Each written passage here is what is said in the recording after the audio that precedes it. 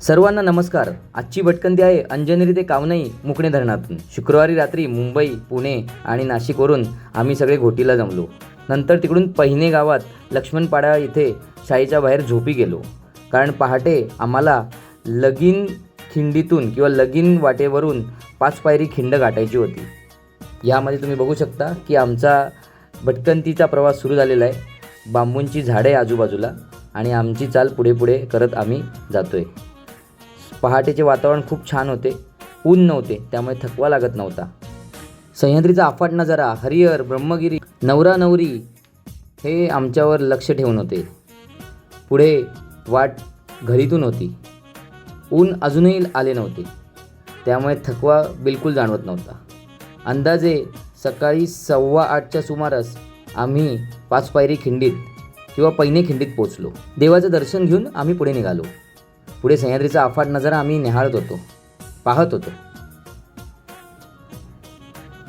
इथे तटबंदी तुम्ही बघू शकता। ही समोर दिसते ती चौखिंड आणि ह्या बाजूला तुम्ही बघताय तो सह्याद्रीचा अफाट नजारा। छायाचित्रे काढण्याचं मन सर्वांचेच झाले। सगळ्या बाजूला डोंगर, दऱ्या आणि धरणं। पुढे अंजनेरी उतरताना काही अवशेष पाहत आम्ही सुळीच्या खिंडीत उतरलो। सुळीच्या खिंडीपाशी माऊली देवाचं ठाणं आणि वाघदेव आहेत। पुढे पठारावर आडवी चाल मारत आम्ही पुढे पुढे जात होतो। मागे सुळीचा डोंगर तुम्ही बघू शकता आणि अफाट असा अंजनेरी। अजूनही ऊन आले नव्हते। वाटेमध्ये करवंद, आंबे खात खात आम्ही पुढे जात होतो। आता थोडेफार ऊन जाणवायला लागले। अंदाजे 9:30-10ची ही वेळ असेल। डांग्या सुळक्या अजून नजरेस पडला नव्हता। पठारावर आडवी चाल करत शेवटी आमच्या नजरेस डांग्या सुळक्या आला। एका डोंगरावरती छोट्याशा इथे आम्हाला काही देवाचं ठाणं दिसलं।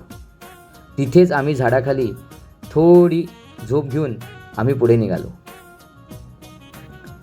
पठारावर चाल करत करत आम्ही पुढे जाताना डांग्या सुळक्याच्या आधी आम्हाला एक ठाणं लागलं, डांग्या सुळक्याच्या खाली बरोबर एक ठाणं लागलं देवाचं, आणि डांग्या सुळका सोडल्यावर अजून एका देवाचं ठाणं लागलं।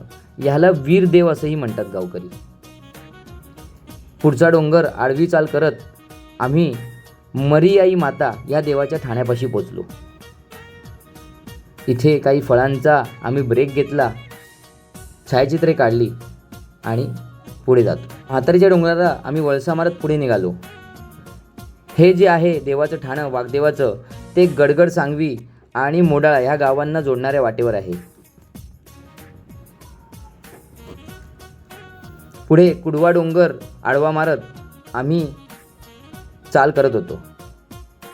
या वाटेवर तुम्ही बघू शकता फक्त एकच झाड आहे। दुपारची 12-12:30ची वेळ आहे। मस्त सावलीत जरा वेळ बसलो, कोकम सरबत प्यायलं आणि आम्ही पुढे निघालो।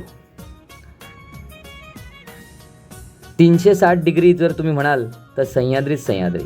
पावसाळ्यात तर इथले दृश्य अप्रतिम असेल। पुढे आम्हाला मुकणे धरण आता दिसायला लागले। एका करवंदाच्या झाडाखाली आम्हाला हे देवाचं ठाणं लागलं। तिथेच ही छान अशी फुलंही होती। संपूर्ण डोंगरावर ही फुलं म्हणजे निसर्गाचा अप्रतिम नजारा। समोर बघताय ते मुकणे धरण खाली आणि कावनाई समोर।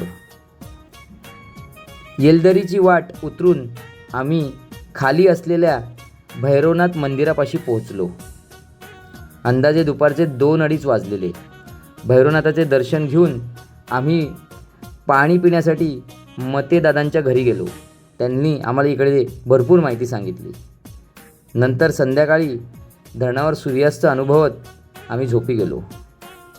सूर्योदय झाला आणि आज आमचा महत्त्वाचा दिवस होता, ते म्हणजे मुकणे धरण पार करून कावनाई गड गाठणे।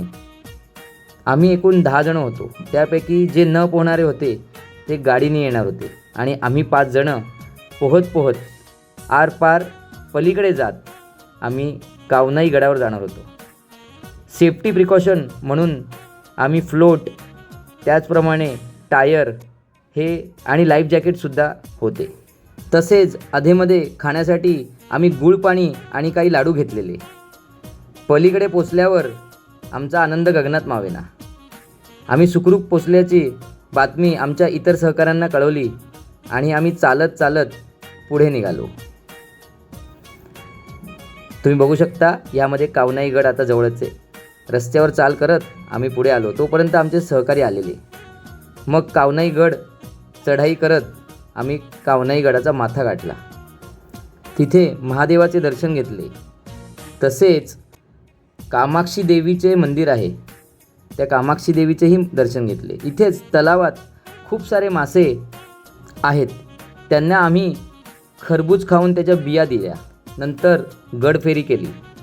गडफेरीत आम्हाला ठिकठिकाणी तटबंदी, पाण्याच्या टाक्या दिसल्या. सह्याद्री अनुभवत आम्ही पुढे पुढे जात होतो. नंतर आमची भटकंती सांगता आम्ही कावनाईच्या पायथ्याला गेली. अशी आमची छान अशी भटकंती पहिने ते कावनाई मुकणे धरणातून पोहत झाली. धन्यवाद. भेटूया पुढील भटकंतीत.